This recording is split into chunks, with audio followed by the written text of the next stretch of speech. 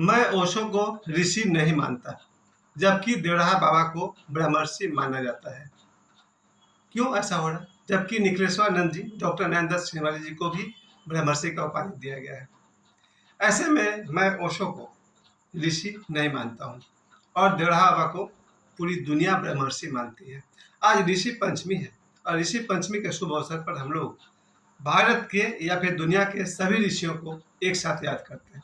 जैसे गुरु पूर्णिमा में हम लोग समस्त गुरुओं को एक साथ आदर सम्मान देते हैं, उसी तरह से आज ऋषि पंचमी के दिन हम लोग सभी भारत के ऋषियों को सम्मान एक साथ देते हैं। आज मतलब भादों का ये महीना चल रहा है और हम लोग आज के दिन सभी ऋषियों को अपनी तरफ से सम्मान देंगे ऋषि पंचमी के दिन। लेकिन मेरा जो नज़दीकी रहा है ओशो से और देवराहा से, देवराहा तो पूरा का पूरा ऋषि दिखते हैं और हैं भी, लेकिन ओशो को मैं ऋषि नहीं मानता हूँ। क्यों नहीं मानता हूँ? सिर्फ दो कारण से नहीं मानता हूँ। पहली बात कि देवराहा को आप देखेंगे तो बिल्कुल लगता है उनका जो पूरा जो बाहरी रूपरेखा है देवराहा बाबा का, सिर पर एक मृग छाला, त्याग के प्रतिमूर्ति, वो देखने में लगता है कि पुराने जमाने के अगस्त मुनि, वशिष्ठ मुनि, विश्वामित्र सब मुझे एक में ही दिख जाते हैं देवराहा बाबा में। हाँ, दुर्वासा मुनि मुझे नहीं दिखते हैं, लेकिन मुझे पता चला है कि उनको भी कभी कभी गुस्सा आता था। तो जितना भी ऋषि का मैंने नाम सुना है, चाहे अगस्त हो या दुर्वासा हो या फिर गौतम ऋषि हो, एक देवराहा बाबा में मुझे सारे के सारे ऋषि दिख जाते हैं। और सभी जानते हैं कि देवराहा बाबा ब्रह्म ऋषि का उपाधि उन्हें दिया गया है। खैर, हम कौन होते हैं देने वाले? बाबा उस योगी है कि उन्हें ब्रह्मर्षि कहा था। दूसरी तरफ ओशो को मैं ऋषि नहीं मानता। क्यों नहीं मानता हूँ? सिर्फ दो कारण से। आज मैं डॉक्टर नरेंद्र श्रीवाली जी की बात नहीं कर रहा हूँ, निखिलेश्वरानंद जी का बात नहीं कर रहा हूँ। वो अपने आप में मेरे लिए सब कुछ है, लेकिन आज मैं उनको थोड़ा साइड करते हुए इन दो को लेकर चलता हूँ कि ओशो को मैं ऋषि क्यों नहीं मानता हूँ। पहली बात कि जितने भी हमारे देश में ऋषि मुनि हुए हैं, उन्होंने हजारों वर्ष से खोज की। कोई आयुर्वेद का खोज किया है, कोई ज्योतिष का खोज किए हैं, कोई काम शास्त्र पर खोज किए जैसे वात्स्यायन ऋषि है, कोई खगोल पर खोज किए हैं, यानी कब पूर्णिमा लगेगा, कब अमावस्या होगा, उसकी खोज किए हैं। इस तरह से कोई योग पर खोज किए हैं, पतंजलि। तो इस तरह से जितने भी ऋषि हमारे देश में हुए, उनका काम था वैज्ञानिक वाला काम, आविष्कार करना। एक बार फिर से रिपीट कर दूं कि कुछ ऋषि हैं जिन्होंने आयुर्वेद पर खोज किया, चरक है, और आयुर्वेद पर खोज करने वाले ने ये बात साबित कर दिया कि दुनिया में जितने रोग हैं, जितने रोग थे और जितने रोग होंगे, उन सब का इलाज कहीं न कहीं पेड़ पौधों में छुपा हुआ है। जानने वाला चाहिए। ऐसा कोई बीमारी नहीं हो सकता है जिसका इलाज किसी पेड़ पौधे के पत्ती या जड़ों में नहीं है। आयुर्वेद के जानने वाले को पता है सारे रोग जो भविष्य में पैदा होंगे उसका भी इलाज ईश्वर ने पहले ही इन पेड़ पौधों में छुपा दिया है। जानने वाले ऋषि खोज कर निकाल लेते हैं। आयुर्वेद के ऋषि हैं, योग के ऋषि हैं। योग के ऋषि कहते हैं इसी शरीर में ऐसे ऐसे जगह है, कुंडलिनी है या फिर सात चक्र है, जो अगर जागृत हो जाए तो फिर आदमी का जीवन बदल सकता है, बल्कि वो मोक्ष को पा सकता है। तो वैसे ऋषि भी हुए जिन्होंने खगोल को देखा, पूर्णिमा, अमावस्या, चंद्र ग्रहण, सूर्य ग्रहण कब होता है। उन ऋषियों को आज हम लोग ऋषि पंचमी के अवसर पर प्रणाम करते हैं। जिन ऋषियों ने आयुर्वेद का खोज किया, उन ऋषियों को हम लोग आज प्रणाम करते हैं। जिन ऋषियों ने ज्योतिष का खोज किया, उनको हम सब प्रणाम करते हैं। जिन ऋषियों ने काम शास्त्र को खोजा, उनको प्रणाम करते हैं हम सभी। और भारत तो ऋषियों से भरा हुआ रहा है। कुछ ऋषियों ने यह भी खोज कर निकाला कि किस विधि से धन यानी लक्ष्मी की प्राप्ति के तंत्र मंत्र वाले भी ऋषि हुए।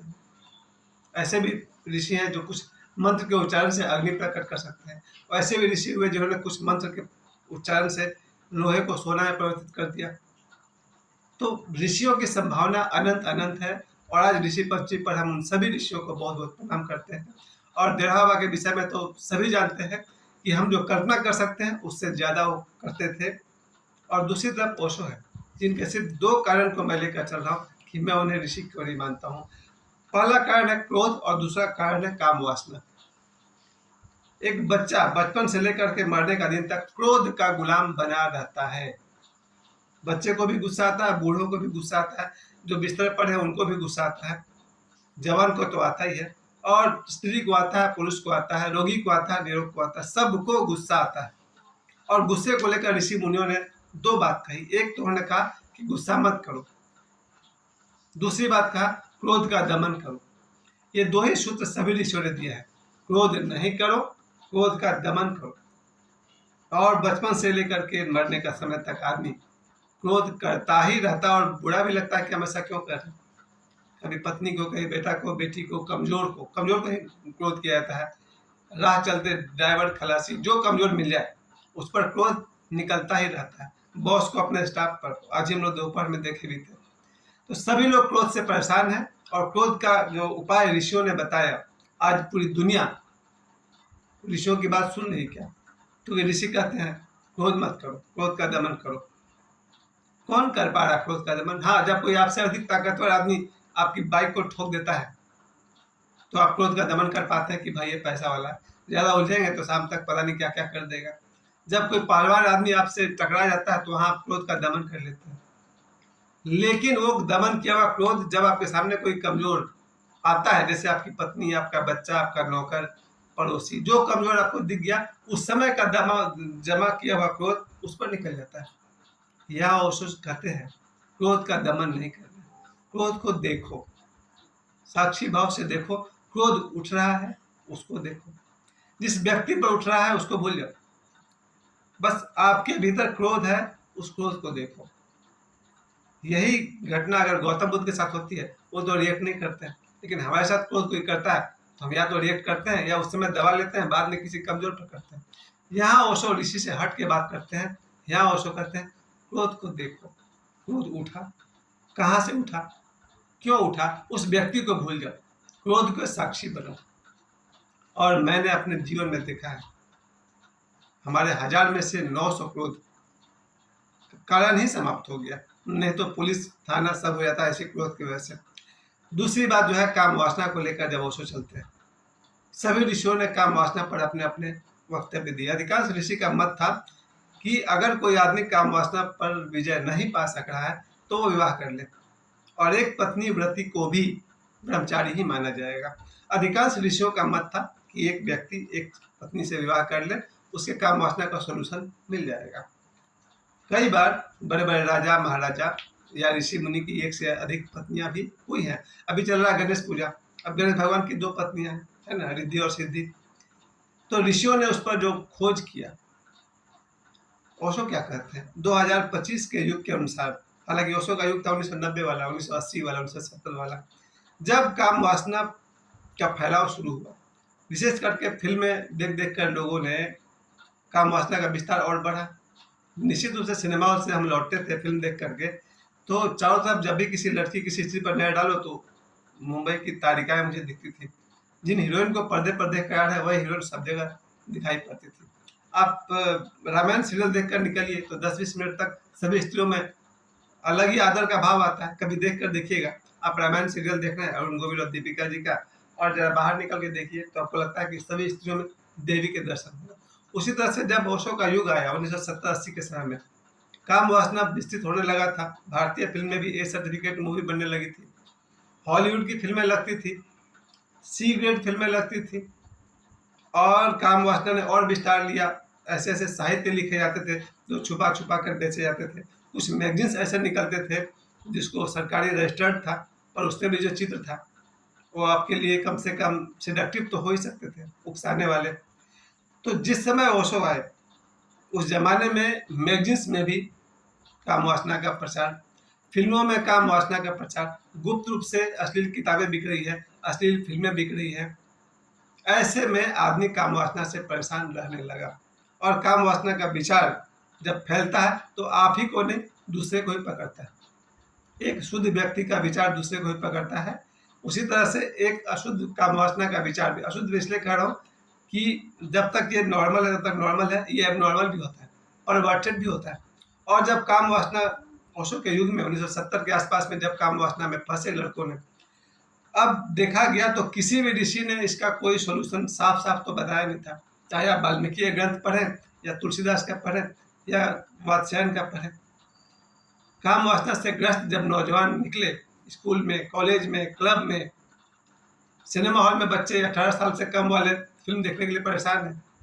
मैंने कहा कि साहित्य किताब बिकता था उस समय, फिल्में, अश्लील फिल्में भी चलती थी छुप छुपा करके। उस समय ओशो ने एंट्री लिया और उन्होंने काम वासना को पकड़ा। ओशो ने 2 सुझाव दिए। पहला सुझाव, काम वासना या तो भोग लो या फिर उसको समझो। दमन कोई उपाय नहीं है। जिसने भी काम वासना का दमन किया वो आज नहीं तो कल या तो बलात्कार करेगा, या वो छेड़छाड़ करेगा, या पागल हो जाएगा, या जेल जाएगा। याद रखिए, जो लोग भी अपने काम वासना का दमन करते हैं, आज तो काम वासना को दबा लिया, कल वो या तो बलात्कार करेंगे, या किसी से छेड़छाड़ करेंगे, या कोई बड़े कांड में फंसेंगे, या पागल हो जाएंगे।